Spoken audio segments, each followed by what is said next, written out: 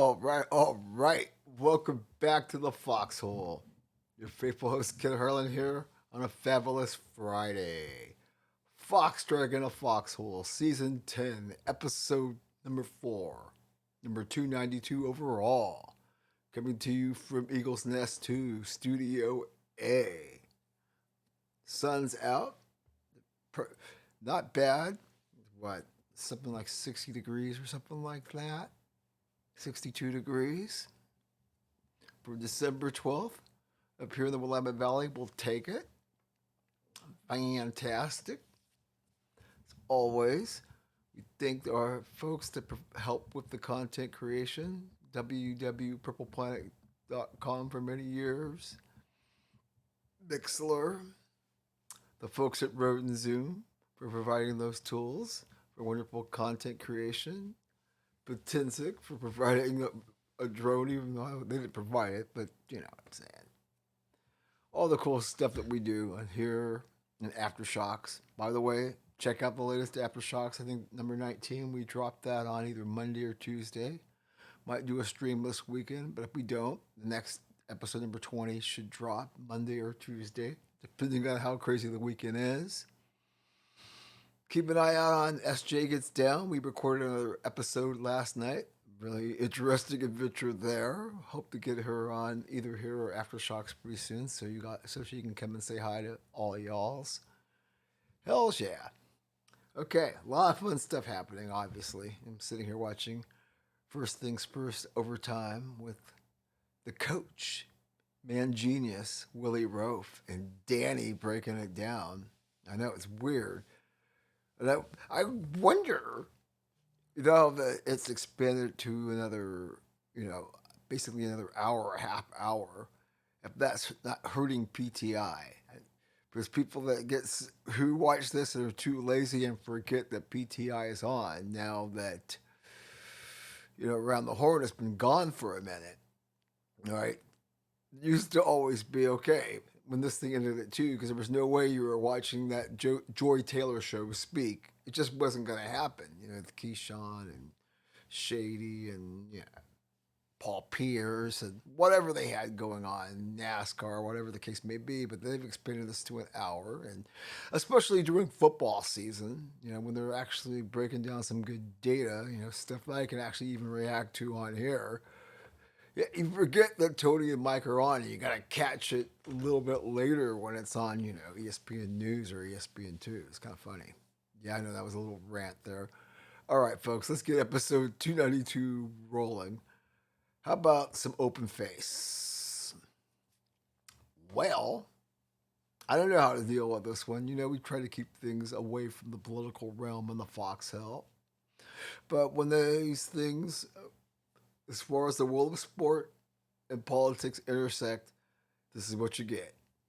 And Trump winning the FIFA Peace Prize is part of the draw for the World Cup. It was last week. It's been a minute since I've been in the Foxhole. So,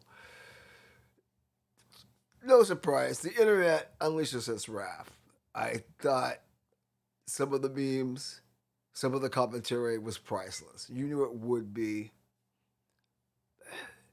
Yeah, it's a joint hosting with Canada and Mexico, but it's our show. So, of course, FIFA's going to bend over backwards and give the president. If Biden was sitting there, Biden probably wouldn't, or whoever, Camilla. I don't think they would be as flamboyant and seeking attention, but whatever. Trump was that way long before he was president, and he'll be that way after he leaves office. That's just who he is. And I just thought it was funny watching people get triggered and other people flexing. What an interesting country we live in, folks. And yeah, taking the limelight, and we can expect more of that when the actual World Cup is going on next year. Like, can I tell you? Oh boy, I tell you, I have been getting my share of laughs. This whole thing with Pete Carroll kicking that late field goal, which sent bettors in a dizzy, or even trying in the fourth quarter, where that game, they should have probably just rolled over and let the bettors on that side of the action do their thing. And of course, now that there's betting everywhere, doing it on our phone, can't do it in the NFL here, but a lot of places you can. And as we've talked about many times here, the connection people have now that they can slide into your DMs or whatever the case may be. It was some of the meltdowns. Dave Portnoy, Barstool guy, and threatening to kill Pete Carroll.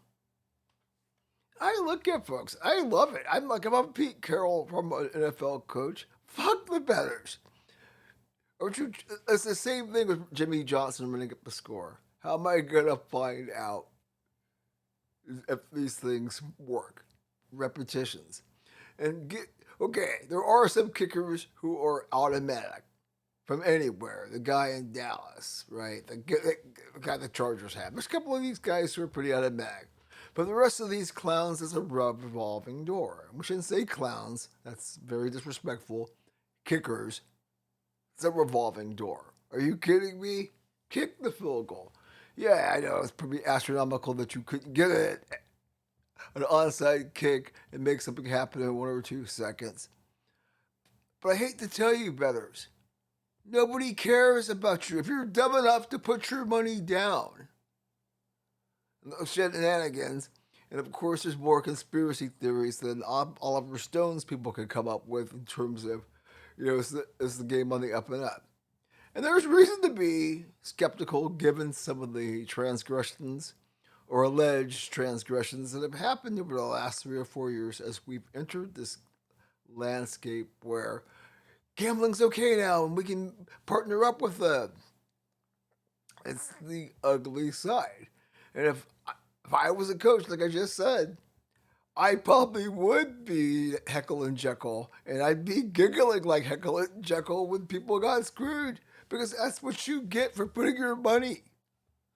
Especially when anything can happen in those 60 minutes or when we go to overtime. Just saying facts, y'all. Haven't talked about the disgraced Henry Ruggs in quite a while. Remember the Raider hanging out with his lady after going to Top Golf, getting all liquored instead of being in an Uber or a Lyft? Caused a fatal crash. And somehow made some friends in the clink. Next thing you know, was working at the governor's mansion in a low-level facility. Well, I don't know if it was one of those things like the guys that somebody sent the drone with the steak legs and the crab legs, or some Diddy shit. We were making your own wine, but somehow he violated that, and they're kicking him back up to a maximum security facility, which makes me wonder: does that mean you probably aren't gonna get out early like many people thought you would? Derailing your NFL career. Not gonna pass judgment here because I ain't ever been inside, and I'm sure these guys get stir crazy, but it sure seemed, at least on the surface, that Henry had it pretty good, working with the Gov and whatnot, and was gonna have a chance because he is pretty young still to maybe, earn some of those dollars back. But we'll see. And one of the more odder points we got to hear this week. All this fear around Mike Tomlin, whether he should return or come back next year. Big Ben chimed in saying, hey, maybe you should consider going to Happy Valley and taking the Penn State job. Then we have Terry Bradshaw, Steeler royalty, when it really comes down to it, with his 4 rings. Yeah. Terry saying he and Mike have never met. And I'm sitting here thinking, are you on the outs with the organization? Because I remember the whole thing with you and Ben, when Ben had his sexual transgressions and you kind of came out and said, hey, if that was my daughter, I'd be whooping your ass. It's just interesting. You would think how tight the Steeler family, or at least how perceived it is. Obviously they've had three coaches in 50 years, and you get the sense from the fans and the city there's this tight bond. So I would imagine Bradshaw goes back from time to time, but I think that is absolutely astounding that him and Tomlin's been there, 15 years, and they never met? How the F is that even possible? There's more to it to that, is all I'm getting at for why I would even, gross over that. Yeah. Then we had the whole thing with Laura Rutledge and our man, Justin Herbert. Yeah. The internet had a field day with that. Sure, if you were watching the game, that was obviously, it was a very hard fought game. We'll talk about that in the NFL report. Justin, coming off the hand surgery, he definitely took a beating. And I've been wondering this for years, even though you're contractually obligated to do these sideline interviews, there are moments when it's just like, man, we just busted our asses off. Let me celebrate the jam with the boys. Some folks, trying to go, oh, well, she was a true professional, and yeah, you don't take that. Folks, take a chill pill. All these folks that were getting high and trying to, be chivalrous for Laura Rutledge and trying to pee all over Justin Herbert in that particular situation.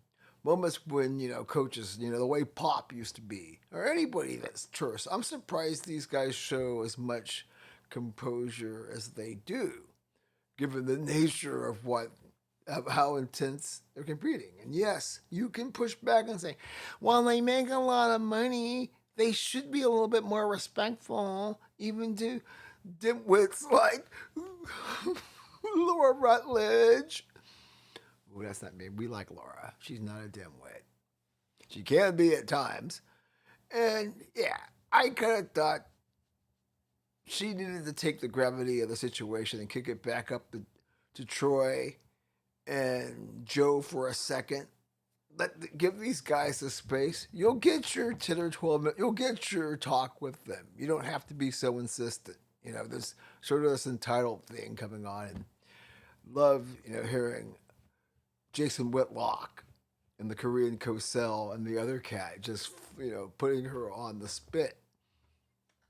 And all of the wackos. But, there's so much going on there. We're going to have to do a whole podcast as far as the wackos in this pod spear / social media sports stream.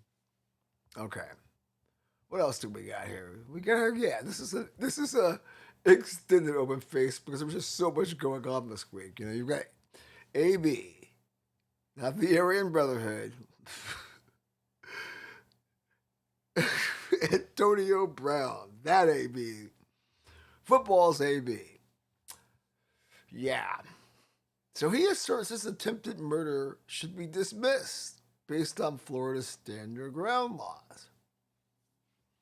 What does the Foxhole think about that? Well, as I always say, if you can find a judge and if you haven't wasted all your money and you've got a good lawyer, maybe not, you don't need Johnny Cochran level, but you need somebody pretty good like the cat that Clay Davis had in The Wire. You might be able to sell this and keep your ass out of fucking bracelets long term. Yeah, there's a special about him coming up on Vice.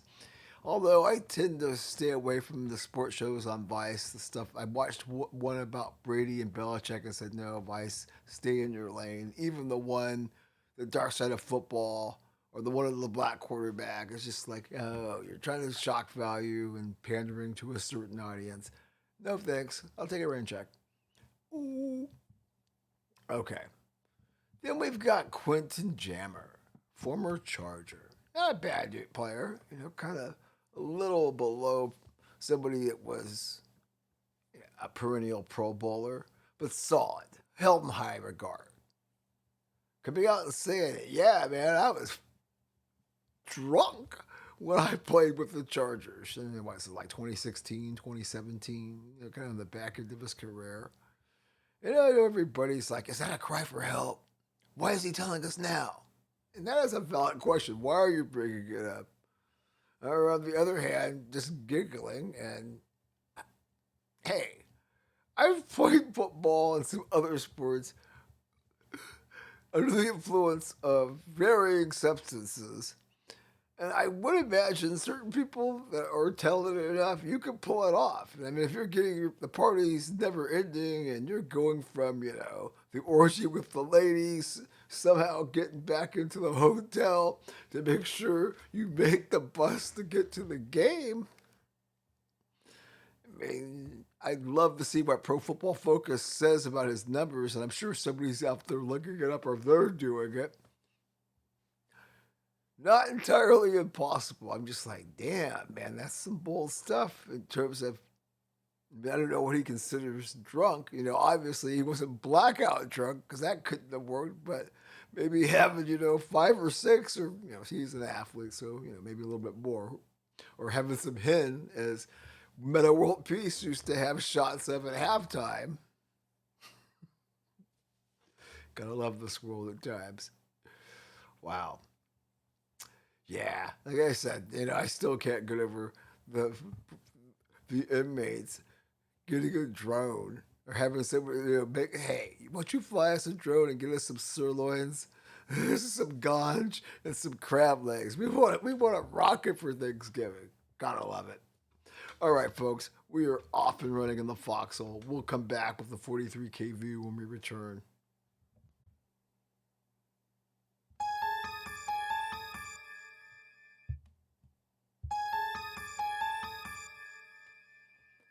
Well, well, well. Welcome back to the Foxhole. How's that for a little throwback? No, it's not the COVID Chronicles, but it's almost like you feel this way when it comes to talking about what's happening on college. Speaking of drones, I mean, I'm a little my foot's hurting today. So we're going to grab the drone, the Potensic, get it out of the bag and, fly it over by campus to give us a representative view of what's happening on the campuses of America. It's the 43K view, as we call it, the high view above the campuses of America. Man, when I put this outline together, there were so many things that had happened to that point. And through the course of the week, my goodness. Have you ever watched those documentaries about disasters on Everest and the whole side of the glacier just falls off? That's what's happened this week in sports. It's college football, excuse me, and college, the whole landscape. Compose yourself. Yeah. I mean, it started out, this was like 10,000 years ago. Lane Kiffin skipping out on college game day at the last minute. Kind of decided he didn't want to face the heat because the pitchforks in the college football universe, talking heads, peanut galleries. I could see Lane not wanting any of that smoke. Not right now. You're kicking it in Baton Rouge, counting your dollars, doing the hustle to get the thoroughbreds to justify and leaving Oxford. So, not a problem there. Everybody's taking their pot shots at Lane, and Lane's just saying FYMF. Straight up. And SMD at the same time. So, if you see it through a black hat, you know what those acronyms are about. Ooh, boy, that's bad. But that's what it comes down to. Then, everybody's focusing on that in the upcoming playoff matchups, which will be a week from tomorrow and, I guess maybe today. This whole thing was Sharon Moore at Michigan, Harbaugh's hand-picked assistant. Golly gee willikers. when there's some smoke, it's not a fire. It's Hiroshima. So you'd have to be under a rock at this point to not know what's going on with this guy. How, somebody first time getting a level job like that is probably making anywhere from 6 to 8 million a year. Was involved in some inappropriate relations with a staffer who turns out to be a daughter of somebody in the Bears front office. Blah blah blah. Just part of the scenery. And then, obviously, got her pregnant. Kind of went batshit crazy when he's got a loving wife and family and this whole role model. One of Jim Harbaugh's, handpicked to take over the program. Well, I don't want to do too much of dirty laundry. We'll let the Eagles solo projects handle that. I'm more miffed at any of these people. Patino had some issues, obviously. Bobby Petrino definitely had some issues. And the race hustlers and baiters are out there. Some of their points are valid. Others just need the STFU and look at this, at how it is. The same thing with Mel Tucker. You kind of make your own bed, and it's not about race, and it's not about whether this is going to hinder opportunities for coaches of color down the road. You can coach your ass off. Somebody's going to look at you. It just doesn't look good, period. And let's not try to make this a racial thing when you favor nookie over security. I mean, there was OnlyFans models slipping into this conversation about, oh yeah, homie was in my DM. Homie was in controversy and he's still talking about that booty. So, I don't want to sit and defend this guy. I don't want to sit here and say I've got morals beyond reproach. I don't. I also ain't making $6 to $8 million coaching in a Power 2 school, one of the premier schools in the whole deal. A gig that arguably you probably never should have had, given how prestigious that job is.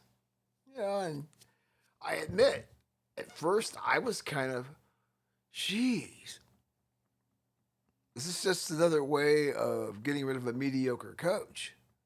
Because obviously 9-3, but nobody thinks he's ever going to compete with the Dan Lannings, Mr. Day, Coach Sig. Michigan's in another neighborhood after Jim Harbaugh left. So, yeah, I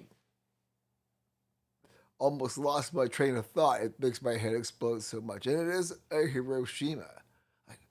You really screwed it up like this? And some of the allegations in terms of him going batshit crazy after he done fucked around and found out. All right, they may not go down the rabbit hole. Him, Mel Tucker, all you guys, man. Come on, man. Come on, man. Okay. There's a lot of conversation, about Notre Dame out, Bama, Canes, and I talked about it on Aftershocks.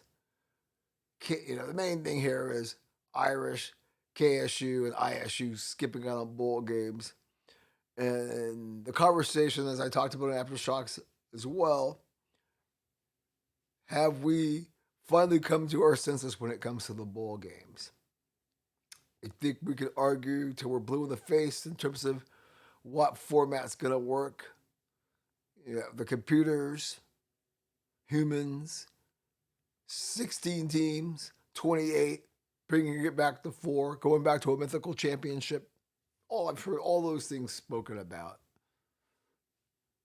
But these bowl games, now there is a playoff system, and you'll hear of the rah-rahs. I saw Cam Keelan. Used to play for Seahawks and UW, I believe. Maybe with the Rams too. They used to have a local show back when that, what is it?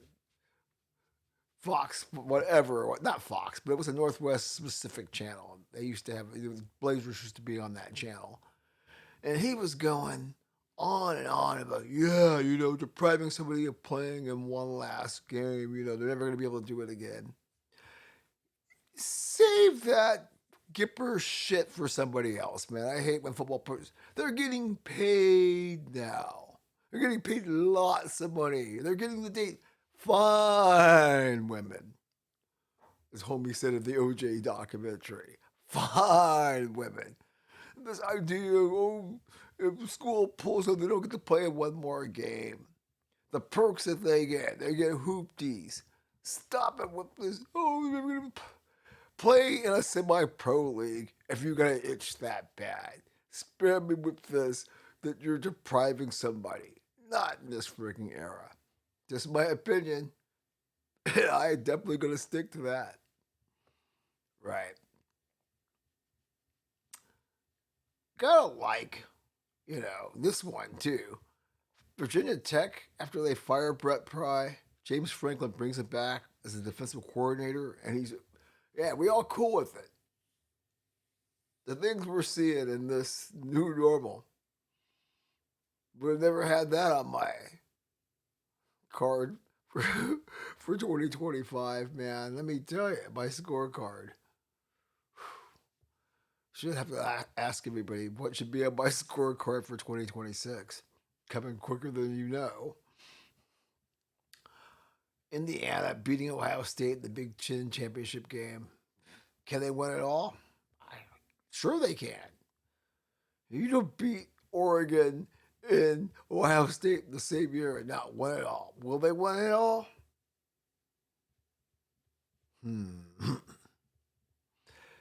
I don't think so, but it wouldn't shock me if they did. That's how I'm feeling right now.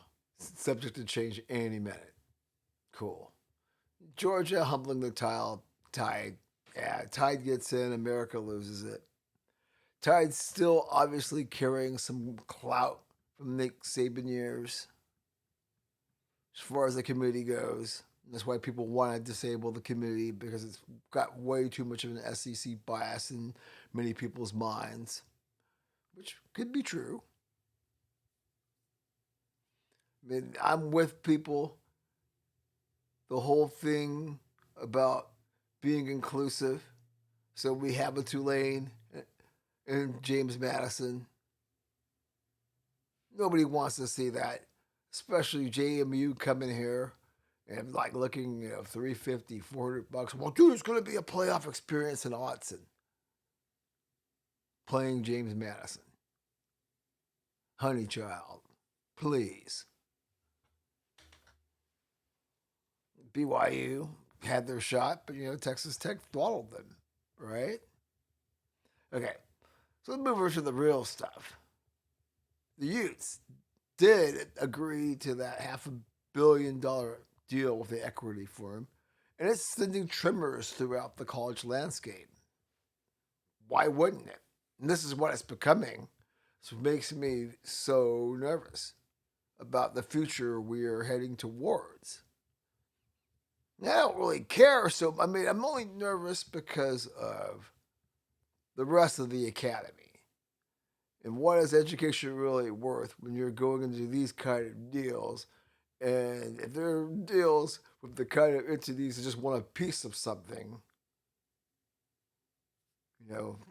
Top Golf being an example. Oh yeah, this is another holding of ours. That's a slippery slope, in my opinion. I'm not the only one. It's being talked about on many podcasts and TV shows. Yeah, interesting times we are living in. Let's go on basketball-wise before we slip to something else. Give it up. Last Saturday, number 10, ISU slamming number 1 Purdue on the road. It's also a big matchup with Duke and Michigan State. Duke winning by 6. I think that was the Spartans' first loss of the year. The Cats, those kids, that's right. Not those Cats in Lexington. Those Cats in Tucson Number one team in the country right now. We got 4 top 20 matchups tomorrow.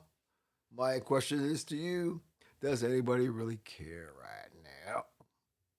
I'm really curious with the numbers.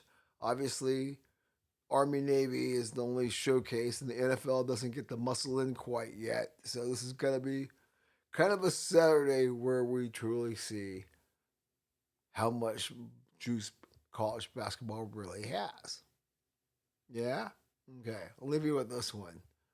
This was talking, about a $500 million. This is even more crazy. It's just the madness, This is a sports podcast, but I would be remiss if I didn't point out the madness in a world where so many things are needed right now.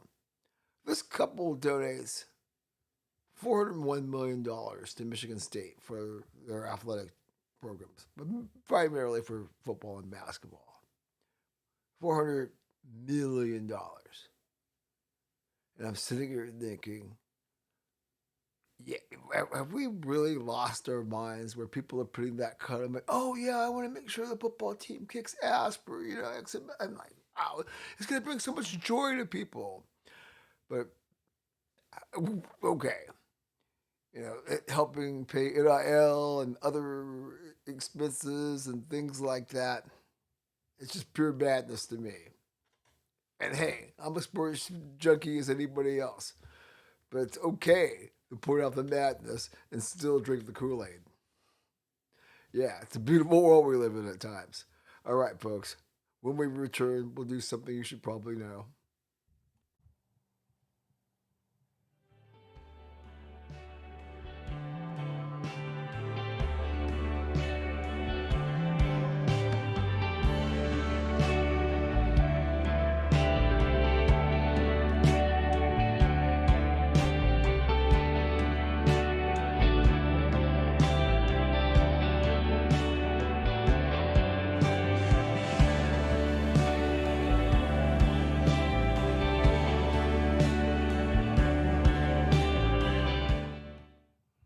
Alrighty, welcome back to the Foxhole.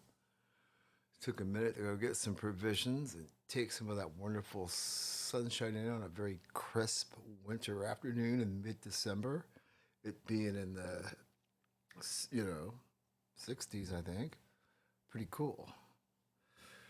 All right, time for one of our favorite segments we do in this podcast. Something you should probably know. Or things that happened this past week in the world of sports you might want to know or even care about. Yeah. Well. Every time I think this is settled and we're on to the next trimmer, I see something like this. Early this week, the International Olympic Committee says it set a target date for early 2026 to detail its new gender policy. Well, I guess you have to come to the decision, then write out a policy. Translation: we need more time to figure this shit out.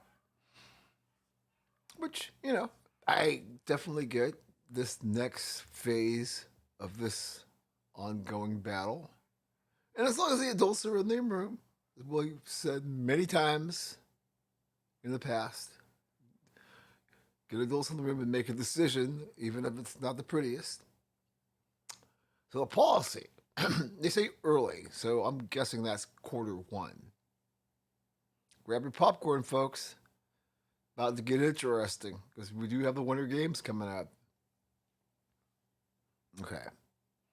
Over on the gambling front, I see that Terry Rozier, that Terry Rozier, the one that's in a lot of stinky doo-doo for his ties to gambling.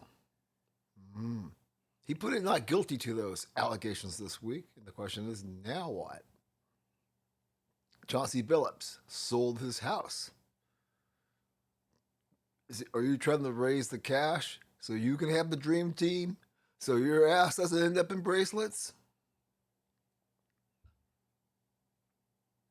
Commissioner Silver doesn't seem to be too concerned. The networks don't seem to be too concerned, although they'll mention it when it's in the news cycle. That's how I know about it. But other than that, lots of smoke, but I haven't seen what the fire is going to be yet. Popcorn's waiting when it does ignite, or if not, just to be cynical and add a salty take or two. Okay. Speaking of gambling, Missouri joins the party as the 39th state to allow sports betting. Getting into the 21st century. The thing with Missouri is, all the surrounding states have it. And I guess it shouldn't have taken an Einstein to go, look at all that mother blinking money we were missing out on. Are you real? So kudos to Missouri as far as putting some more dollars in their coffers, especially since everybody around them's doing it. Okay, we have an F1 champion as that glorious circuit comes to a conclusion. Max Verstappen, Mad Max, gets the win in the finale, but in the end, Norris was able to, finish third or fourth, and that was enough to give Lando Norris his first F1 title. Mad props to Mr. Norris, indeed. It definitely sets the table for what should be a thrilling campaign next year, especially how strong Verstappen finished the 2026 season. Can't wait to get the corner man back in here and talk this one up. So, very good there. I need to unpack this one, as always, when things get contentious, and you can find the judge who will give you time to continue the talk. Apparently, that is what happened with 23X and Front Row Sports lawsuit against NASCAR, the France family. Yeah, Jordan kind of, in the gallery doing the fist pump. So I take it we're going to see some interesting changes, perhaps. And maybe that will be good for a sport that's popularity and momentum many people feel have sagged quite a bit in this century. But yes, we're going to unpack that. We're going to get some experts to give me some data so I can talk about this adequately as far as what this means. But I'm going to put some other things to say here a little bit later in the bigger picture. A closer look. Okay. Golf. We had the Hero World Challenge. Tiger's gig. That's why we spoke about Tiger last week, is Tiger hosting and making sure the world knows that he's chipping and doing a little putting. So, Hideki Matsuyama had a pretty sterling Sunday. He goes 8 under for a 64. That got him to a playoff. And he birdies the first hole to take the honors, just like saying, thanks for the party, Tiger. And more, thank you for the check. All good there. We had some UFC action over the weekend. UFC 323, y'all. I keep saying, good grief.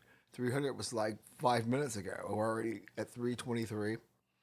So the main attraction, the main event, welterweights. Merab, I can't pronounce, I always butcher this. Dishvasheli was dethroned by Petr Yan, who has owned the belt before. I think as late as 2023. Anyways, another great fight. Still lacking the star power. Bring Ronda Rousey back. Bring Conor back. This is a big deal, but it wasn't. You know what I'm saying? Oh my goodness. Let me move on to this. The Winter Olympics, right around the corner. Not a good sign, but I think if you're basement hunting, or bargain basement hunting, excuse me, Only half the tickets at this point have been sold for the Winter Games. Gee, well, if it's anything like the World Cup coming here next year, I wonder F and why. And then you may have to take in the shorts and give people the deal. Oh, gee, how terrible would that be? Just saying. I know. Still, what the hell, though? Look at the Winter Games in Italy. Seems like it'd be a nice destination for folks from all over. I mean, the Winter Games don't quite have the sap that the Summer Games do. We know that. But folks looking for a winter European gathering, and I guess we'll really start hitting the panic button when we get closer to the games themselves. You know, because yeah, we still got a little time, but half that's a serious allotment. Somebody's gonna have to be doing some hustling. Okay. Now this one threw me by surprise. There's two things at play here. One is the IFL, the Indoor Football League, as opposed to the Arena Football League and its various subsets. Will broadcast 59 games on the Yahoo Sports Network. And I'm like, say what? What is the IFL? And is that the Arena League with different branding or somebody else trying the indoor concept? And what the hell is the Yahoo Sports Network? And where do they have the bandwidth for 59 games of this? Hey, I didn't. You can't make this up. And I get you. In the end of the day, well, hey, can you gavel on it? So that's why, yeah, go ahead, put it on. There's enough degenerates out there that'll watch it. Another one that I guess I wasn't aware of, the great Michael Johnson, right? The master at one point, 200 and the 400. I didn't know he had a Grand Slam track league. I know about the Diamond League, but I didn't know what that Grand Slam track. And maybe why I didn't know because it just went belly up or filed for bankruptcy. He says he vows to continue on. We all vow to continue on, but sometimes, well. But yeah, I think I'm really curious about this. I do follow track and field out of the corner of my eye. And my brother Jeff has always given me the 411. It's something he's always had his ear to. But I never even heard of this circuit. All right, folks, that's what happening with something you should probably know this week or not. When we come back, we'll talk a little hardwood on the other side.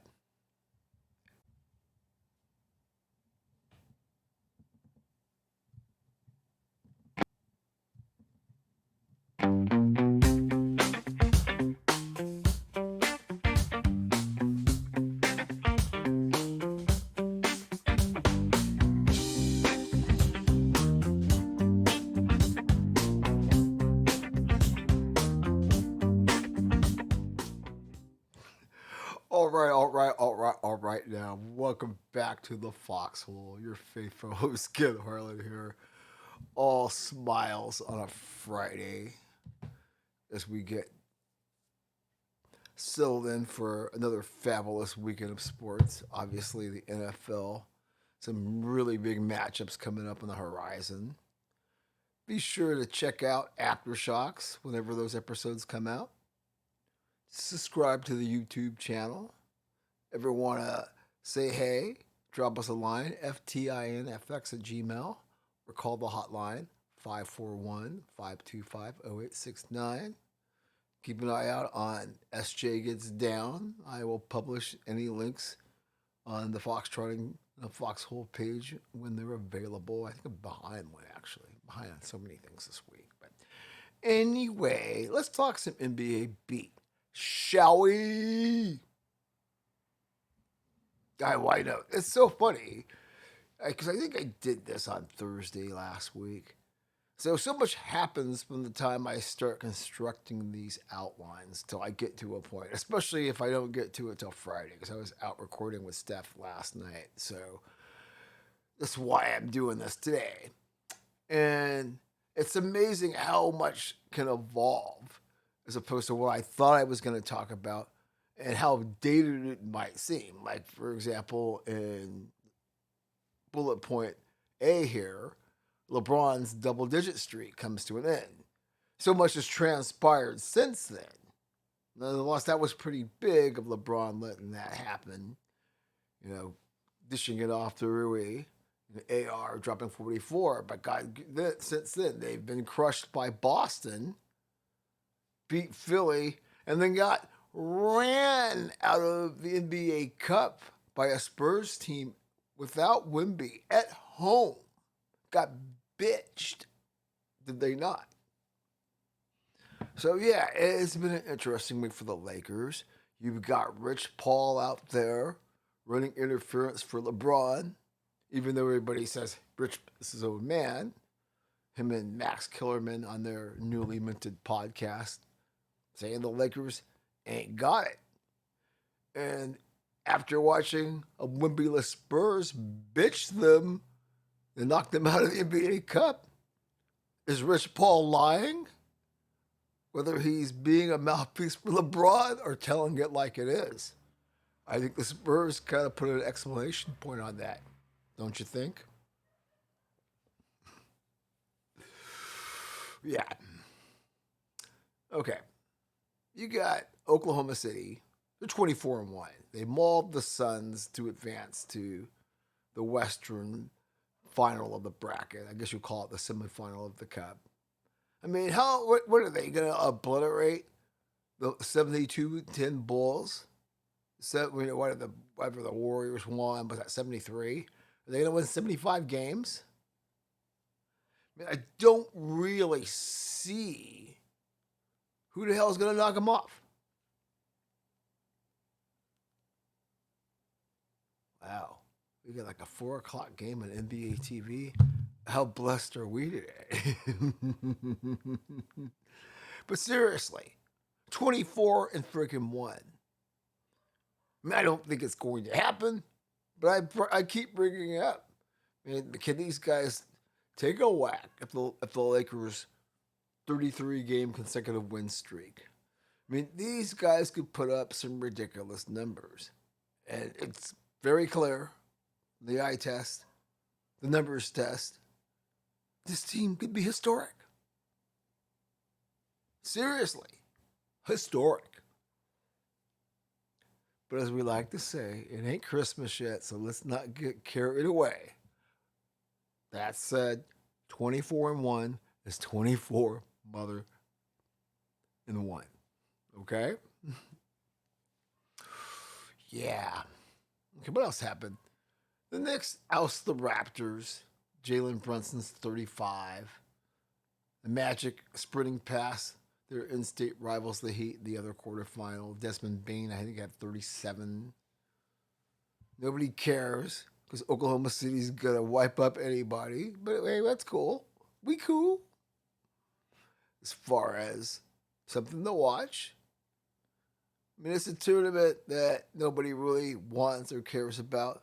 But like so many other things in the world of sports or the sports sphere, yeah, okay, I'll watch it. You know, after all, you're paying for all these damn streamers, you might as well watch the damn thing.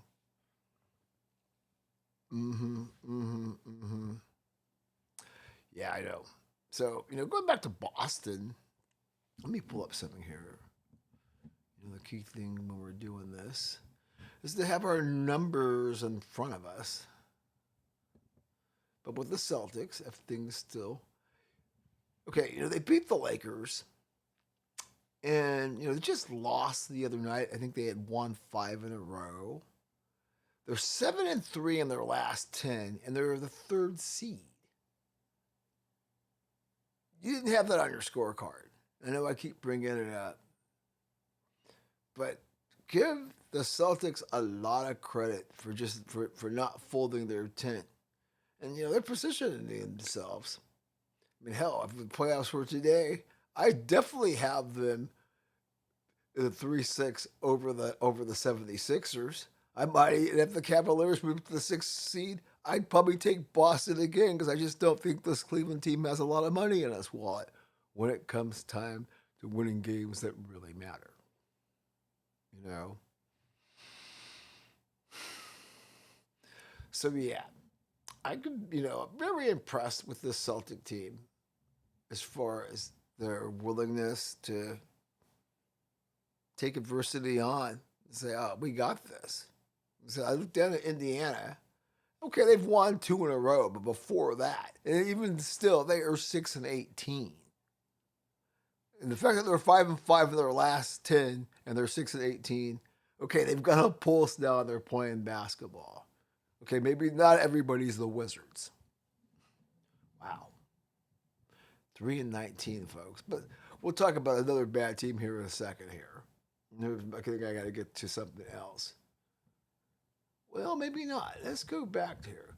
Let's talk about the disaster in Inglewood, which I've brought up several times here in the Foxhole, also in Aftershocks. This is getting really bad. And they are 6-19. Whether they lost like 18 of 21, they're 2-8 in their last 10.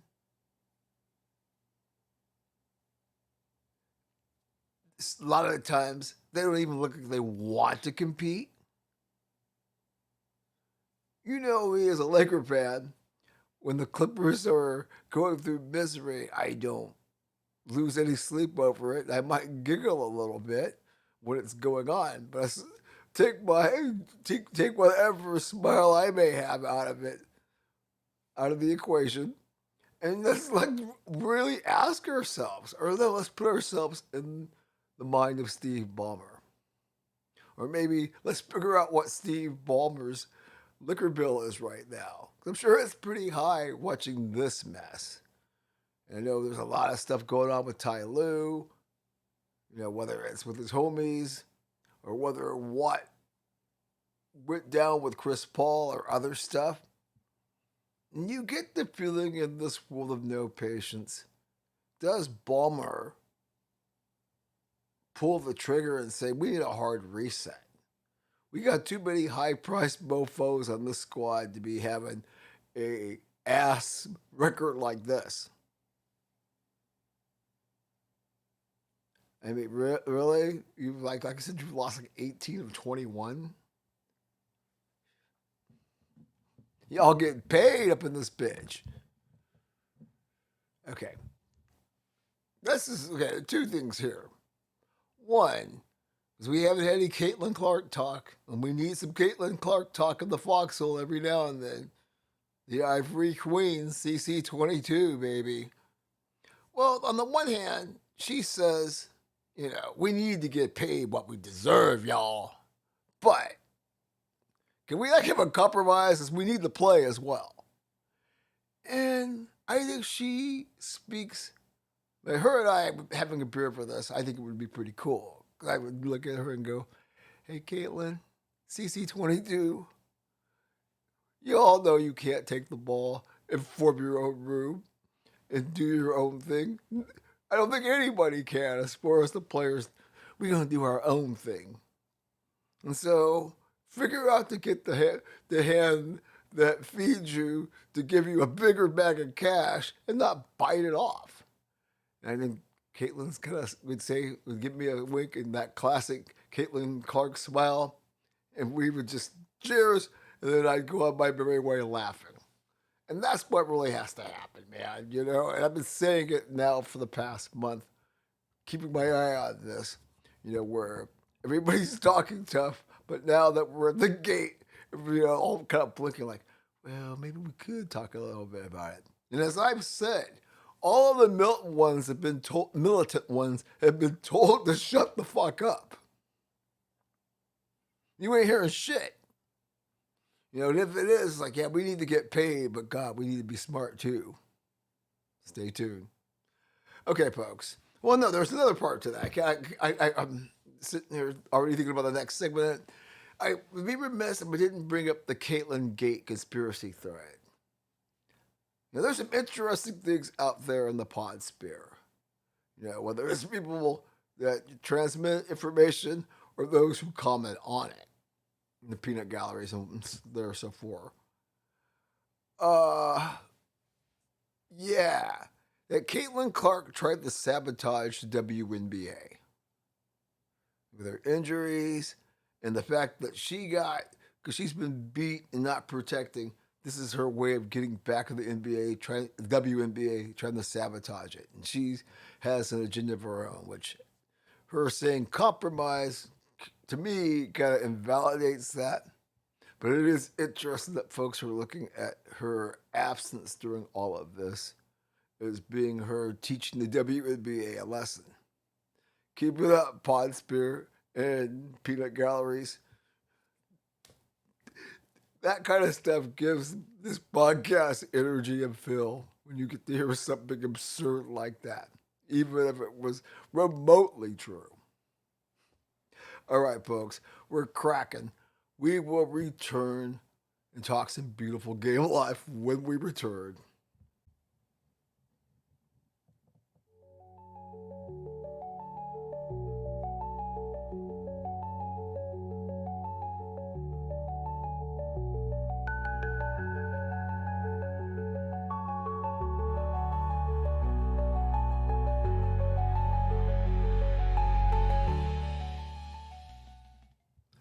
All right, folks, welcome back to the Foxhole. Faithful host Kid Harlan here. Ice cold chillin' on a fabulous Friday. We're talking some NBA and we're getting to watch the Hawks and the Pistons. Pistons still chilling in the East, number one in the East. I think what are they like 19, 20, and 5, something like that. Yeah, 19 and 5. Yeah, yeah. So let's talk some Nightfall of Diamonds, shall we? It's kind of fun. We'll get on the hippie bus first, as we always tend to do to start things off. It was kind of interesting. We got to talk with SJ if SJ gets down. She was at the Grateful Ducks game. Had slightly more of a friendlier take, you know. He might show some of it for good laughs on the aftershocks here at some point. Not as revolted by the crass commercialism, you know, shameless exploitation of, you know, what's all good and sacred in Deadhead Land. Yeah, it was a fun conversation, you know. Oh, man. Yeah, I know. It's kind of funny this time of year, especially now that the bands, for the most part, you know, have make enough money, have their schedules already lined out. And so you don't really see anybody like on tour like they used to. You know, you'd see Looking Dead Bass, your dad's playing all the way up until Christmas. All these bands used to be that way. But there are some great shows. I think Warren's Christmas Jam is tonight. And that's always a big party. So hopefully I'll have something interesting. I was supposed to go to an EDM show here in town tonight, but we got kind of a sore foot dealing with gout again. So I don't think we get to like boogie tonight. Another cool thing though is Roger Daltrey was now Sir Roger Daltrey as he becomes a member of the British Empire, knighted by the king. Well, well, can you see the real me? Can you? Can you? Awesome for Roger. Very good. Okay, since it's light on the hippie bus, Dark Star can only crash so much. Let's get to some baseball talk, shall we? Okay. Now, I've always wondered about this, and my information always wasn't aligned with this. But I just think the timeline's earlier. You know, the FBI and the never ending quest for news agencies to get documents released. They say that they were on Rose's. They had the drop on Rose. Said MLB says FBI says MLB had the drop on Pete Rose before the '89 probe. Yeah, we're all over the place. duh. I've been arguing with people for years that there's way more information that was never part of the Dowd report, and that Rose's shenanigans, I was pretty sure they knew about early to mid 80s, if not into the 70s. This idea, they really 86 or 87. I'm calling bullshit on that part of it. But okay, a part of the scenery. I just always felt these folks who, oh well, when he was a player, this and all that kind of stuff. He gave it 110%.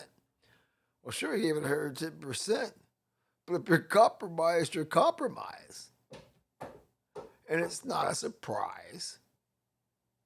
ESPN's always like, yeah, we want to have more information. It's like, you probably know enough already. And I don't think at this point, unless you're trying to, make some bleeding heart case that he should be in. Otherwise, let the poor guy's spirit be. And if the baseball people decide to forgive and let him in and give him the Leo DeRocha treatment, so be it. Okay, speaking of the Hall, Jeff Kent's enshrinement coming up, as you saw that he put on the Hall of Fame jersey and made the rounds. It's opened up a lot of wounds, and it's definitely stoked the fires of controversy. I talked about this in Aftershocks, bringing it up again because the conversation has gotten a lot stronger this week. When it comes to this era, and the idea of Jeff Kent in the Hall of Fame and Barry Lamar Bonds not. And don't get me started with the host of other folks who have been very tainted. And in the end, it always comes back to what I said on Aftershocks the other day.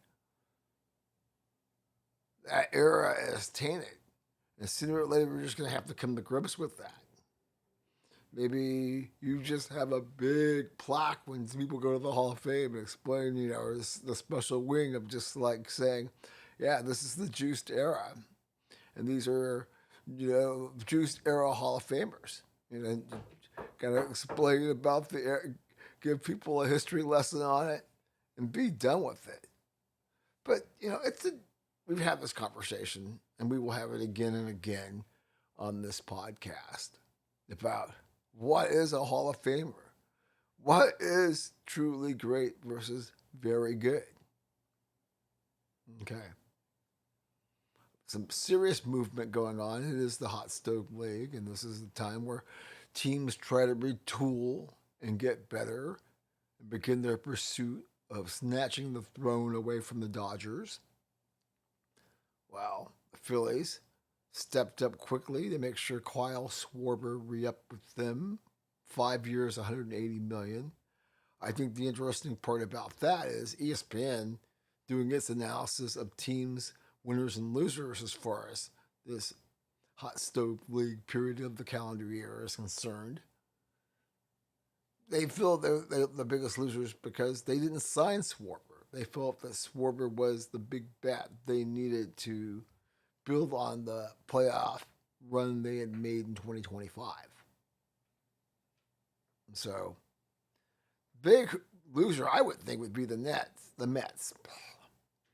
New York Metropolitans, with Mr. Alonso leaving for the Orioles, 5 years, $155 million, and also Edwin Diaz. Well, no, they came from Chicago. There was somebody else that left the Mets. No, yeah, he left. Yeah, exactly. Anyways, the Mets losing two big guns this week, and you can imagine WFAN and the other sports talk shows buzzing this week. I just think it's interesting because we always go back to the Ken Burns episode. I think it's like number 7 of baseball, the capital of baseball, which obviously is New York. And just not feeling so capital about Gotham right now. You got Hal Steinbrenner riding around in his limousine. Woe is me. I'm going to have to pinch pennies. And even though Mr. Cohen is doing everything in his power to build a good team, build an incredible entertainment district in Queens, And you got two stars just like saying FYMF. I'm already 5,000. Interesting times in the Apple indeed. You have to say, right now, New York is no longer the capital of baseball. Okay, and the Dodgers doing what they do best, pissing the baseball peanut gallery off. Just said they signed Edwin Diaz, another reliever. There was talks that Scooble has a deal in place to go to the Dodgers. Luckily, that talk went away because I do believe the baseball peanut gallery would have went full riot. The Dodgers signed somebody like that.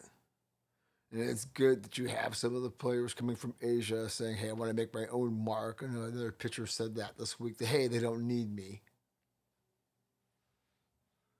It's interesting how this kid, Yaz's kid keeps bouncing around. You know, he had a good thing going with the Giants. They traded him to the Royals, obviously. Giants moving payroll. I guess, you know, obviously must have been near the end of his deal because he just signed a 2-year deal with the Braves. You know, his name for obviously because of his dad, the pedigree involved, always makes my eyes open because I am that old. And he's a good player as well. So kind of interesting to see where his career goes now that he is heading to Atlanta. Okay. Quick hop on the Zamboni to take a ride around the ice rink of life. Power rankings kind of staying the same. You know, they teams jockey a little position, but it's pretty much the Grandmaster and the Furious Five, which are the Avs still at one, the Caps having an incredible season, Ovi, the Ancient Mariner, still leading the troops for a possible run for another cup on the way out the door. Stars looking for him. The Mighty Ducks in that vivid orange. And of course the Canes. So yeah. That's what's happening on the ice. Okay. When we return, we will go pitch side. Do some beautiful game live up in here.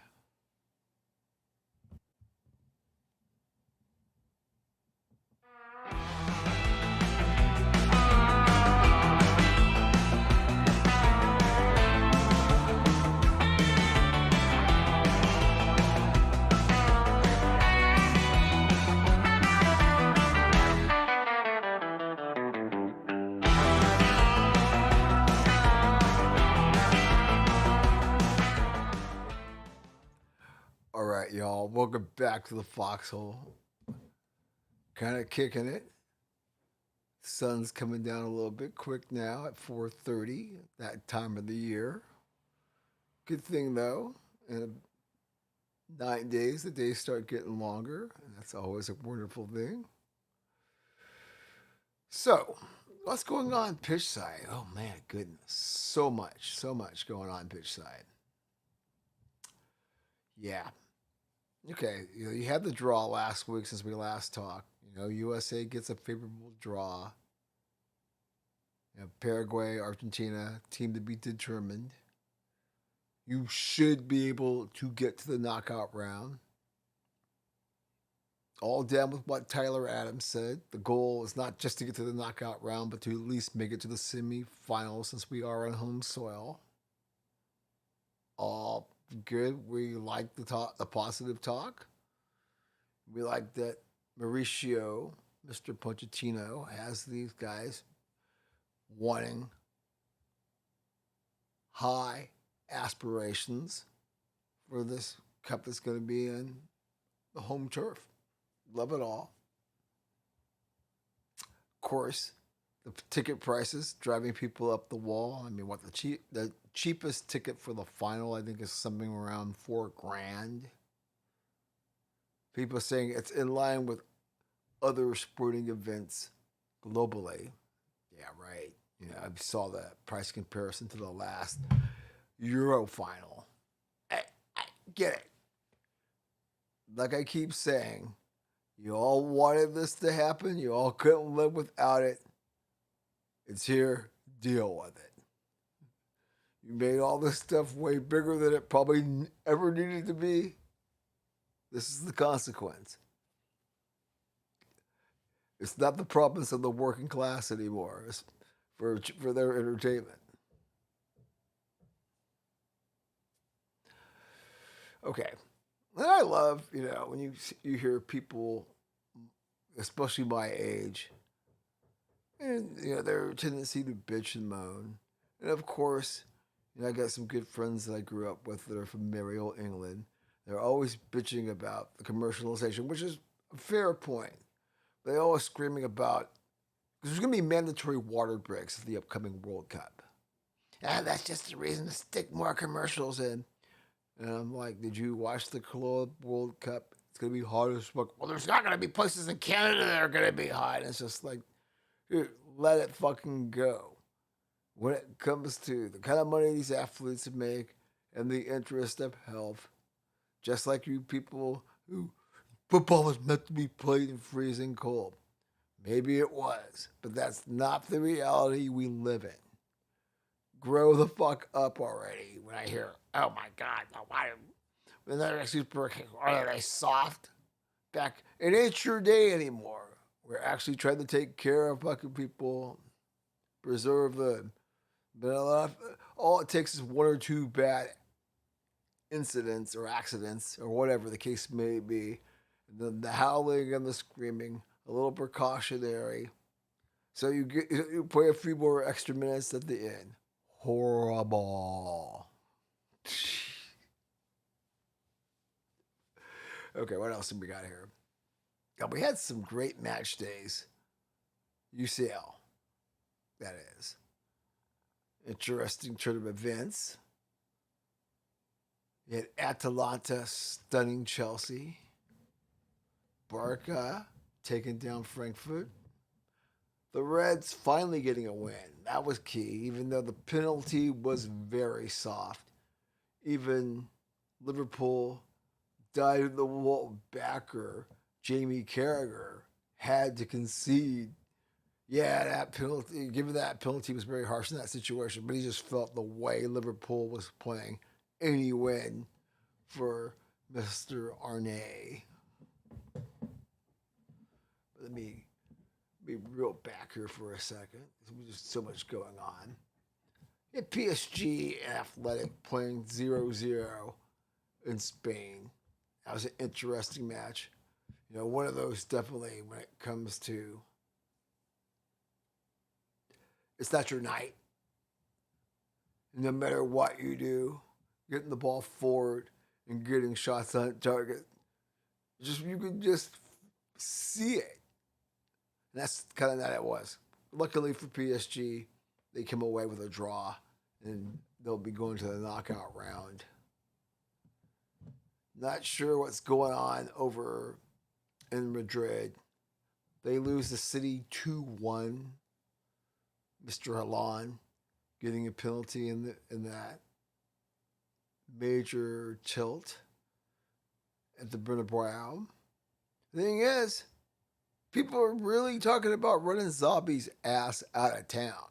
It's just like, okay, we've seen enough. And we know when it comes to soccer, there's not going to be a lot of patience. We feel this about global sports in general, but especially in the beautiful game life. And they about to tell Zombie, hit the road, Jack. But yeah, big win for Manchester City as far as Champions League is concerned. Is there anything else I left? Bayern took care of business, 3-1. Yeah. UV, Weston McKennie with a very spectacular goal. Who else? There's another American that had a big goal too. Pepe had one as well. He's been like really balling out. So all good stuff there. Leverkusen, Newcastle played 2-2 tie. BVB was in a draw, and Arsenal gets the clean sheet and went to Bruges and put up a 3 spot. So yeah, that's what's happening in Champions League. Okay, what else do we have here? I know it's so funny because there's so much that happens in between this podcast, Aftershocks. recap about Messi winning the MLS Cup in his Inter Miami. He's come to America. He's conquered. Very impressive stuff there. A nod to David Beckham. Him and his partners, their vision coming to fruition. You get the cup. Now you have a sparkling new stadium opening up next April. Just can MLS take advantage of this? Can they actually get some momentum? I mean, there's all kinds of conversations. I mean, Garber came out and said, never say never, never when it comes to Pro Rel, which is an incredible quarter turn for him. I mean, obviously, the stuff coming with the USL, which has prompted going to the winter calendar or the global calendar, and the fact that they want to have Pro Rel, but we'll get more of that in a second. Interesting times. LAFC has a new boss. Didn't go far in naming longtime assistant, former Vancouver Whitecaps coach Mark Dos Santos. A lot of folks in the LAFC peanut gallery not happy about this move. But, we shall see. Oh, I forgot to mention over there, speaking of Americans, see Kristen Pulisic dropping a brace. Like, I think AC Milan is at the top of the Serie A table. Good stuff there. Over at Mario, England. How about the Gunners losing at Villa? City taking care of Sunderland. Leeds and Liverpool, that was 3-3. So that's why the Champions League result was so needed. Big story is Mo Salah going scorched earth on slot in the club. Getting all kinds of reactions from people. I mean, even getting Derry Henry to basically say, come on, man, you can't put yourself above the club that way. A lot of bitter fruit right now in some clubhouses across Europe, for sure. I mean, this thing with Mo Salah, obviously the situation with all the stars at Real Madrid. Going to be an interesting winter break, for sure. Okay. I guess United's going to target Sergio Ramos, the ageless wonder. He's got to be like 40,000 years old at this point. But basically, his contract's come with Rados is up here pretty soon, so I'm guessing they're going to make a play for him during the winter break. Interesting move there. Over in La Liga, Barca beat like Real Betis, but Real Madrid. They also lost, what was that, at Celta Vigo? This is before the Champions League loss. So, yeah, I'm hearing if they don't win this weekend, I forget who they play, and people were saying for certain. I mean, even Fabio was saying it. RC Lens is still leading the French league. PSG put up a 5 spot on Rennes, but it's still RC Lens at the top of the L1 table. Yeah. Okay, I'll leave you with this one. Saved it for last. Also, something we had a conversation with when I was doing some filming with my colleague, SJ, if SJ gets down. No party in Eugene 2026. Word came down as USL 1's schedule was being announced that our club that we were all looking forward to its launch has been delayed apparently to 2027, which is a kick in the balls for a lot of us. They've kind of broken it down a little bit. Maybe I will cut some of our conversation that I have with SJ, put it on Aftershocks. I just kind of want to wait and get more information. There's a lot to unpack here, especially given, the rollout and just getting everybody really excited, for what was going to be a major leap for soccer in the Willamette Valley with this club, with this professional club taking the field. And so A lot of emotion there in terms of not understanding how it got to this point or why it got to this point. I'm sure there's going to be explanations, and I'm sure I'll be talking about it in this podcast. But I guess I'm going to try to reserve too much public comment until we can actually get some more information. But yeah, it was definitely a gut punch. So I've been telling friends, yeah, the next day you see that Good Morning America had a segment on USL One Squad, Portland Heart of the Pines out in Portland, Maine. And I'm just like, wow, that's a gut punch. The last thing you want to see with your morning caffeine. All right, folks, that's pitch side. When we come back, we will do a little closer look.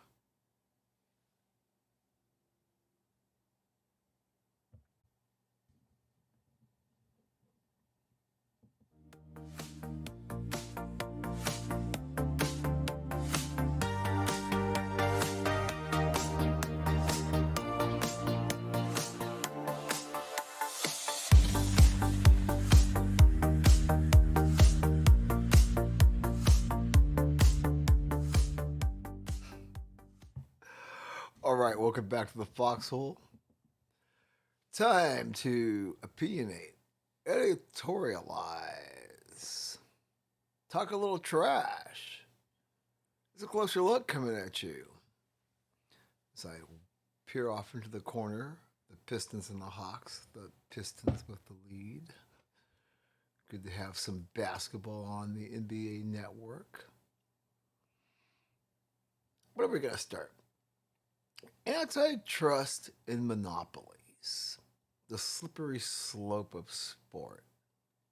I spoke earlier about the whole thing with Front Row Sports and 23XI and NASCAR breaking bread, drinking a glass of wine, and saying, okay, let's come up with something before we blow this whole damn thing up.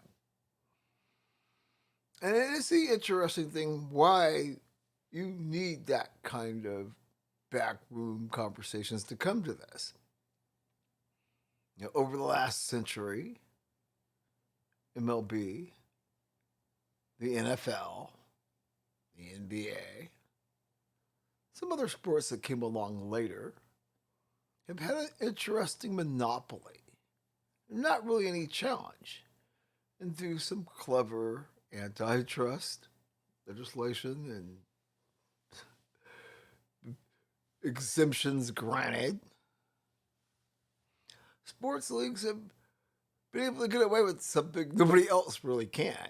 You know, ever since all of the big trusts were broken up at the end of the 19th century, although it sure seems like they're coming back.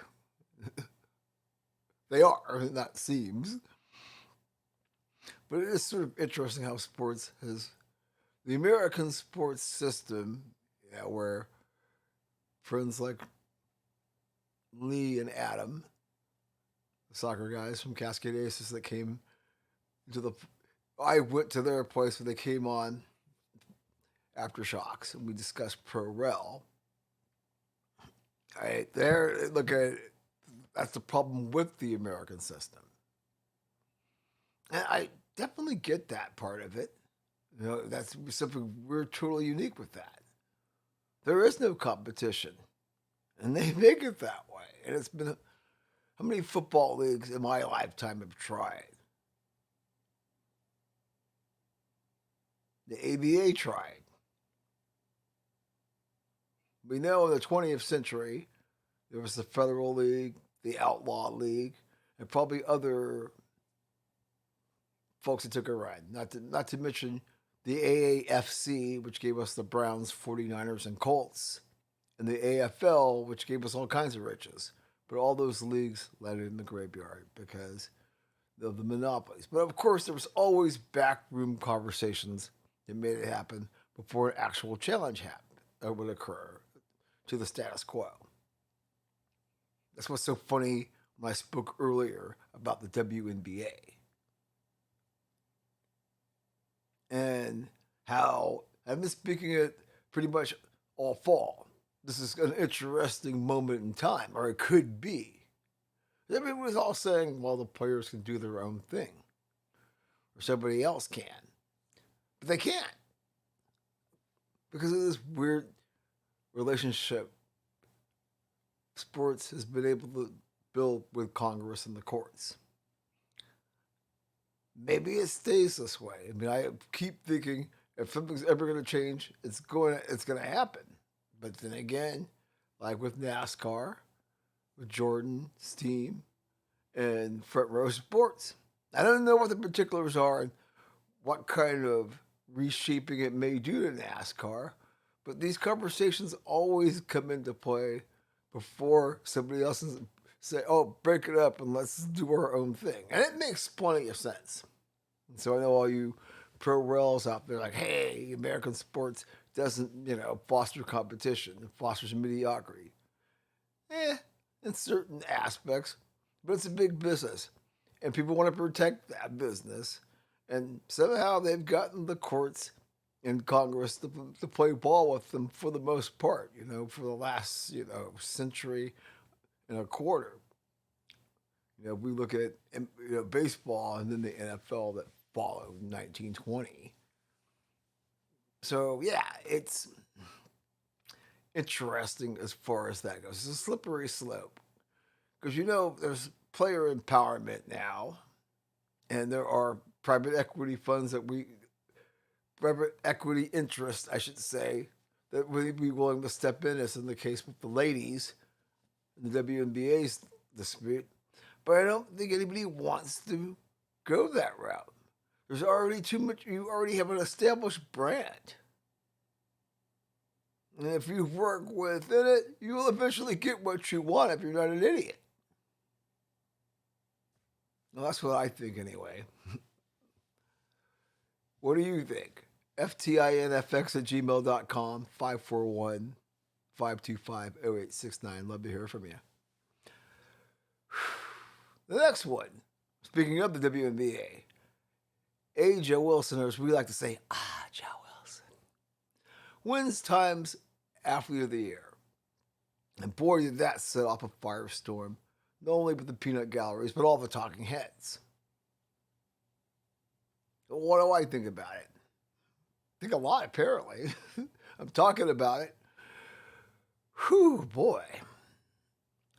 Well, it would be hard to deny her dominance in spite of the Caitlin Clark theory that this is part of trying to proper up the sabotage Caitlin Clark, the other side of Caitlin Gate.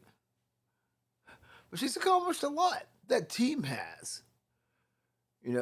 Study gets claimed to one of the great teams in that league's almost 3-decade-old history. Dominic, should she be the Athlete of the Year? Are we pandering too much to a DEI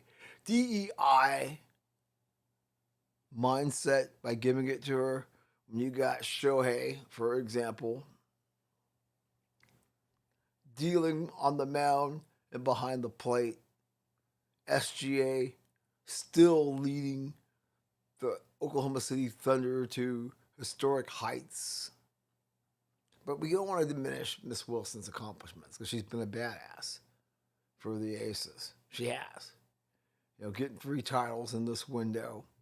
You can't snuff on that. And, I guess Athlete of the Year, if people want to see it that way, that it's a DEI selection, so be it. You can't say she hasn't done something, she hasn't been among the elite. Take your pick. She wouldn't get it for me because the people I mentioned, just thinking off the top of my head, that's to what they've done is far more impressive. But it's only Time, and how relevant is Time magazine at this point? Like Sports Illustrated, how relevant is it? But it sure did elicit a lot of conversation this past week, no question about it. And it makes me wonder, where the agenda is here, is trying to keep the WNBA relevant. I was talking about earlier with Caitlin speaking compromise.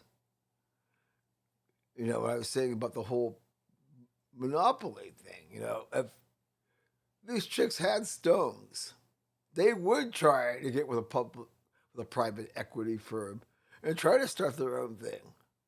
But they know that because of the machinations in place, it would not succeed. It would be sabotaged. And so I just think that's interesting because it's like, okay, she's the athlete of the year, and we're trying to prop this league up at a time where its own survival is in question, fair to say, especially if these labor negotiations go south. What a narrative. Congratulations to you, Miss Wilson, because I can't say it's not deserved. Now, if you gave it to Angel Reese, okay, we'd have a problem with that. But with somebody who's actually been balling and is true force and is dominant as far as the WNBA is concerned, give her flowers. All right, folks, we will come back and get you out of here with the NFL report and some TMCA time. See you there.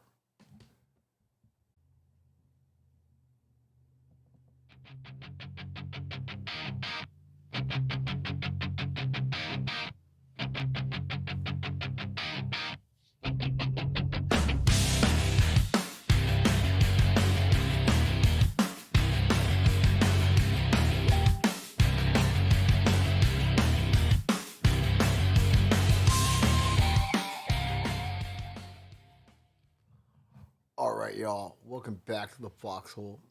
Faithful host Ken Harlan here. Ice cold chillin'. What is a fabulous Friday, now evening. Watching the Pistons taking care of business at home, up by 14 midway through the second quarter. All right, folks, and so keep an eye out for aftershocks. We may do a stream this weekend. I'm kind of hoping to. Otherwise, we'll have some content for sure. Reaction to this weekend on either Monday or Tuesday. Usually these episodes premiere at night. Subscribe to the YouTube channel and you'll always know. Definitely would like to see some numbers pick up there. So if you're at YouTube, do me a favor, subscribe to the channel. I'm not going to bombard you with no stupid spam, but we definitely would like to get our engagement up. So help a brother out. When I post the episode links, I will try to make sure I include all the info as far as where you can watch it, where you can provide links to your friends so they can watch and subscribe too. Hell yeah. Alrighty. What a week it's been. So, let me see here. Checking in across the world. Wow. Okay. Some more Mamba stuff I get to talk about next week. We like that. So, let's see. Where am I at here? Let me get my bearings here. NFL report coming at you. I don't know what's going on with TJ Watt. Somehow he has a collapsed lung and he's in the hospital. Probably not going to play this week, and nobody's kind of saying how it happened. That's not good, as Pittsburgh and the Ravens are locked in a race to the finish of mediocrity as far as the NFC North is concerned. Yeah, we definitely will keep our eye on that, and hopefully it's not too serious, and Mr. Watt can get back on the field as soon as possible, because we know the Steelers are going to need them for whatever aspirations they may have beyond the regular season. Right now, with the way the Ravens are looking, yeah, I think the Steelers could somehow squeak in there. I looking back on it last week, because I think I didn't get that. Yeah, we did the podcast before the Lions crushed the Cowboys' playoff hopes. It seemed that was 8,000 years ago, and it's so crazy the whole thing with Mr. Pickens showing up on time. You know how I like to always reference the TV series The Wire, and Bunny Coleman when he just says, whenever he needed one of these delinquents to act up in front of somebody, he's always like, "Thanks for being you." And that's why I'm sure Jerry Jones was like, "Yeah, okay, this is what they warned us about." I'm sure Tom was like saying, "Yeah, he'll be him when it's time to be him." Yeah, but people like Richard Sherman, a lot of folks really not down with Mr. Pickens' performance. Of course, the usual suspects defending him, looking at everything racist, the same folks that, have been slipping on that Sador sauce. Oh my goodness. The other big story this week, of course, is Danny Dimes being out and Philip Rivers coming out of retirement 5 years since he last played. Colts still thinking they got a chance. Miss Ursay still on the phone, strutting like a peacock. It ain't over yet. And of course, all the talking heads thinking it absurd. Cam Newton losing his fucking mind. Like somebody's actually going to call his bitch ass. Yeah. Well, and even before this all went down, I just said, gee whiz, how long will it be before somebody starts talking about Kaepernick? Excuse me, Cam Newton stepped up to the podium and said, oh, hell no, shut up, Cap. Nobody interested in you. What about me? Okay. Last night, because I was out recording and I was still cranky, and maybe I'll try to catch the replay on the NFL Network. But the Falcons, mostly a disappointment this year. One of the biggest disappointments. Take the Commanders in, the Falcons got to be right about 3 or 4 notches below that. As far as teams you actually thought were going to do something, ended up being a dud. But give it up to Kirk Cousins, Captain Kirk and company, and Bijan Robinson. I guess he had a gay slur that didn't go over so well last night, but I haven't had a chance to unpack that either yet. But Baker getting your bull smoked by the Falcons. It's a divisional game, so anything can happen. We can't lose sight of that. True, but still. The Panthers are going to somehow win that friggin' division. After all the things I said about them early in the year, and all the things we've said about Bryce Young, all of us, they're going to win that division because the Buccaneers ain't got it. And obviously Todd Bowles melting down, dropping 7 F-bombs in the presser after the game last night. He knows it because his black ass is about to get fired. I didn't have to put the whole I had to address that just for all the race baiters and hustlers out there who will fucking scream bloody murder if he does get fired. And they might have some justification in this particular case. I don't think he deserves to lose his job, even if the Buccaneers melt down. But I guarantee you, if they don't make the playoffs and the Panthers do, brother gonna be gone. Just saying. Ooh, ooh, ooh, ooh. Yeah, I do believe the Panthers can really rise up and sell the division. Other big story this week. J.J. Cool is very unhappy. Not a surprise. You got it to a Super Bowl. You've been injured a lot. And you play for the Browns. Not the Cleveland Browns, but the Brown family. Yeah, football isn't fun right now. Would have been a lot funner if you somehow could have won those games when you came back.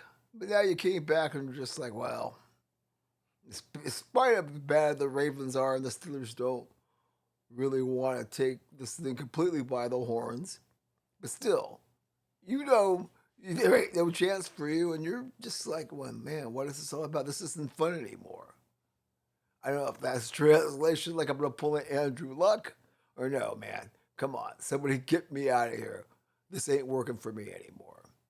But yes, Joe Burrow, very unhappy in Cincinnati. You saw he looks beaten. And it has been a long road for him with the injuries and the team not really being up to the standard that it should be, given the talent that they possess. Wow. The Cards doing what everybody knew was happening. They do officially put the shelf on Kyler Murray and say, no reason to bring him back. We go Audi 5000, part ways, see what happens there. But you got to think his days as an Arizona Cardinal have come to an end based on this. No reason to bring you back out. What do we need to see at this point? What does anybody need to see when it comes to that damn team? So, we're getting to that point, and obviously, Mr. Mendoza just being stud, gonna probably win the Heisman tomorrow. And everybody's starting to talk, well, gee, this is who the Raiders' savior should be. But I gotta ask the question, do we really want that for this kid? Especially when I see Cam Ward struggling in Tennessee and knowing what we know about the Raiders. I'm not sure I really want that for this kid because I don't know if anybody can come in and save the Raiders based on what we've seen, not just in Las Vegas, but I don't know, going way back. Most of the century, give or take that Super Bowl they lost to Chucky. Well, and that was what, 2002, 2003, right with the Ancient Mariner kind of stuff. Yeah. Mm-mm-mm. So, okay, looking forward, we got some good stuff coming up this weekend. Shedeur and Caleb. This is a matchup of the talking heads. They're going to have to, go change clothes and take a couple of showers because they're not going to be able to contain themselves. I mean, all this hype about, a Nepo baby. Now, you want to be hyped about Caleb and the Ben Johnson alert. Ben Johnson alert. Ben Johnson alert. Great. But all this talk about Shedeur and he has a good game and they have a franchise quarterback. Stop it. And I love it. When you watch a show like The Herd and Colin will bring on someone like Greg Cosell or Eric Mangini and they speak the truth about Shedeur like I do, he'll quickly change the subject. Nobody wants to hear, well, it is, you did okay you didn't beat the Titans, which is a mortal sin if you ask me, and you got to win against the Raiders. Your defense kept you in the game against the 49ers. Now, and if he somehow has a fluke decent game against the Bears, heaven forbid should they win, because the Bears obviously have high aspirations. I don't know if this world, it'll become so insufferable with all the parasites and weirdos and that cult of Shedeur. All this for a Nepo baby that's on a team that is awful in spite of having Myles Garrett and some badasses on defense. Yeah, I said it. Then we've got another big matchup this weekend, speaking of the young guns. Brother Love and Bo Nix are going to go at it. And this is going to be very interesting as far as, are we talking fool's gold with either of these teams? Nobody really knows what to believe when it comes to the Packers or the Broncos at this point. Oh, playoff teams, everybody that watches the NFL and even the casuals probably understand that. But when you talk about making a deep run, you can throw the Patriots and Drake May in there as well. This is believing time. And that's another matchup to keep an eye on, by the way, the rematch. Drake May and Josh Allen, this time up at Drake's place. So, it being mid-December, we've definitely got some marquee matchups. It's things that will give us a snapshot into what might happen once we get deep into January. So we can determine who's going to decide it in February. Yeah. I mean, I don't know when it comes to the pack,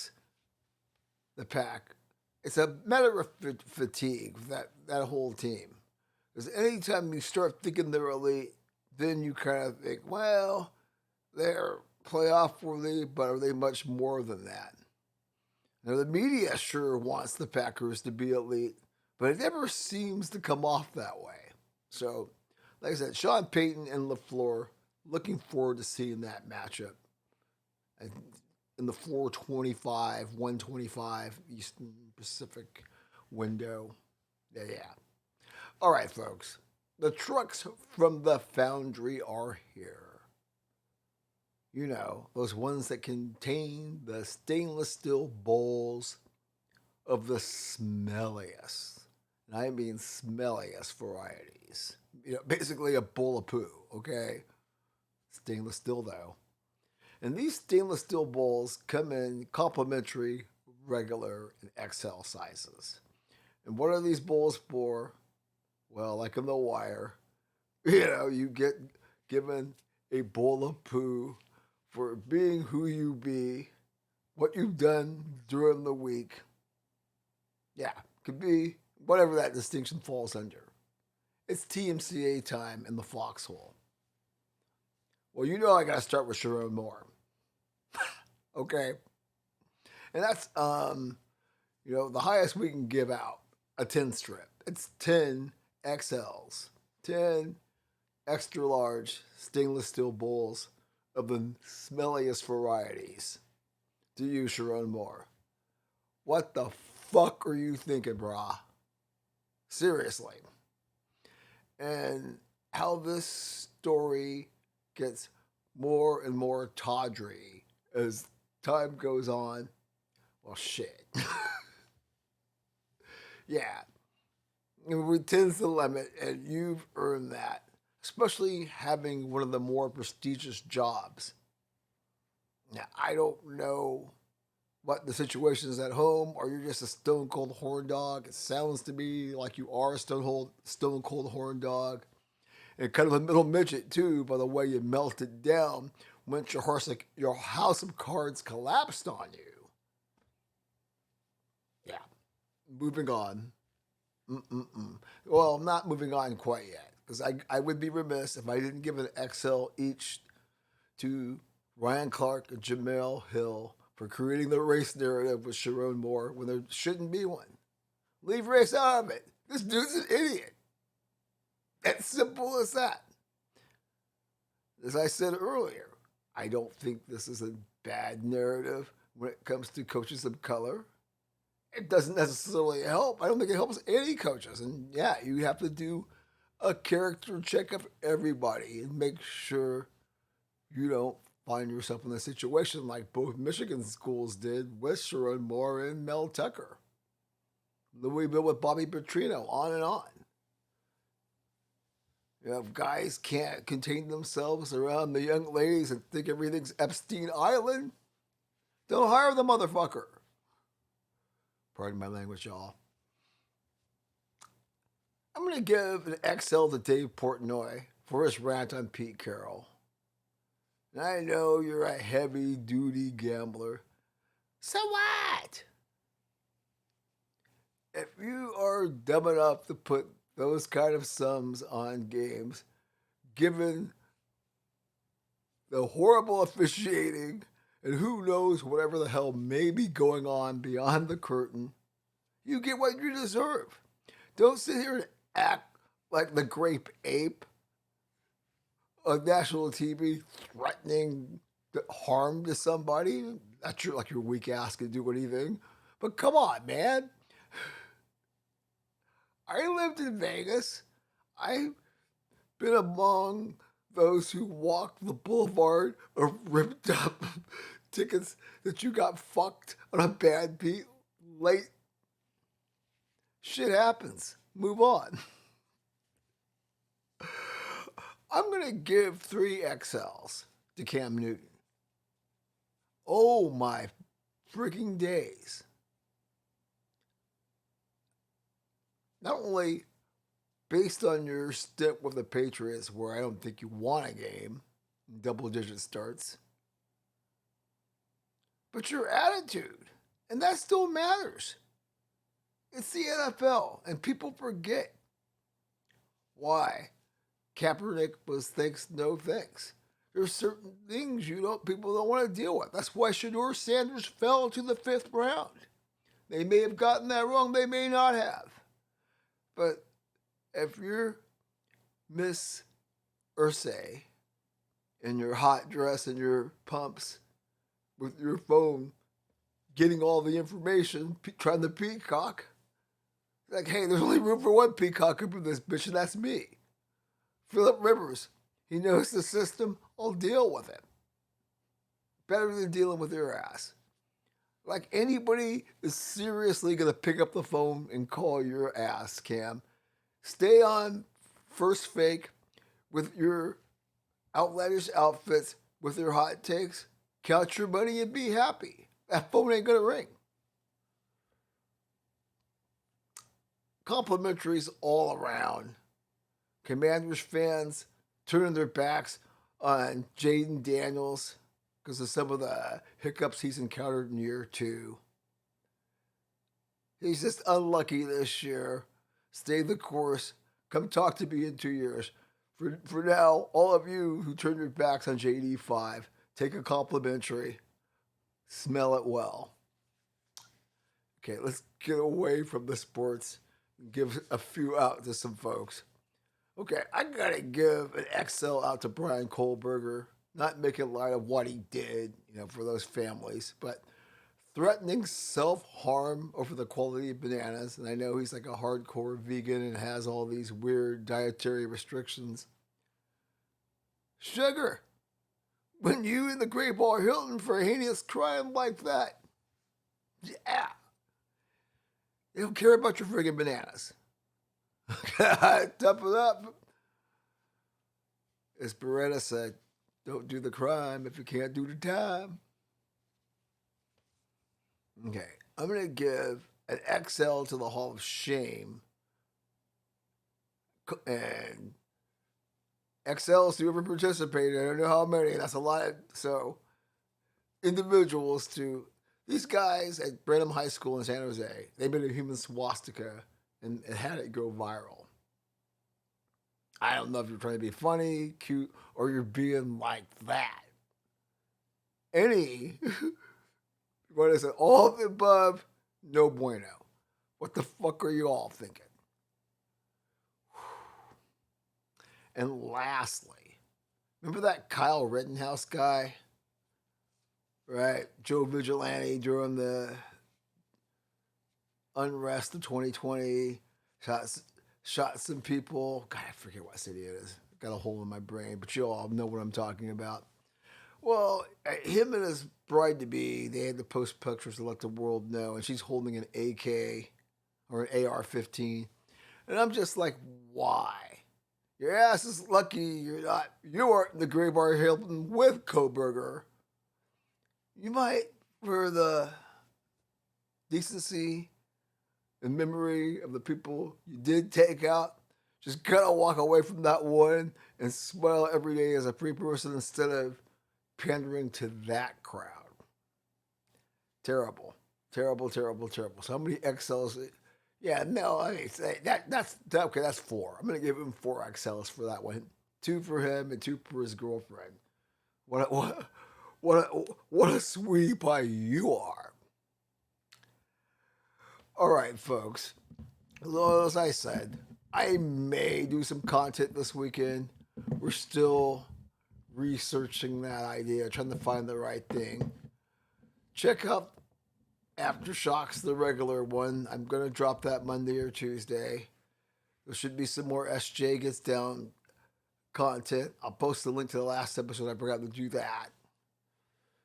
The scene definitely is coming and reaching out to people there. So, yeah, man, we've got a lot of good stuff happening in the Foxhole as we round out 2026.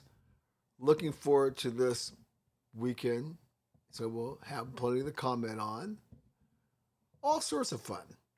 All right, folks. You know what, as I always say at this juncture, be safe and sane. Enjoy plenty of adult beverages. Good food and company with people that matter, or not, as long as you're having fun. Avoid the bracelets. No need to have that in holiday time, and they're being extra vigilant because they know about the holiday parties and the extra cheer and eggnog. As always, as far as Foxtrotting in a Foxhole, we'll see you in 6 to 8 days. The Aftershocks, probably sooner. Okay, folks, be well. See you around.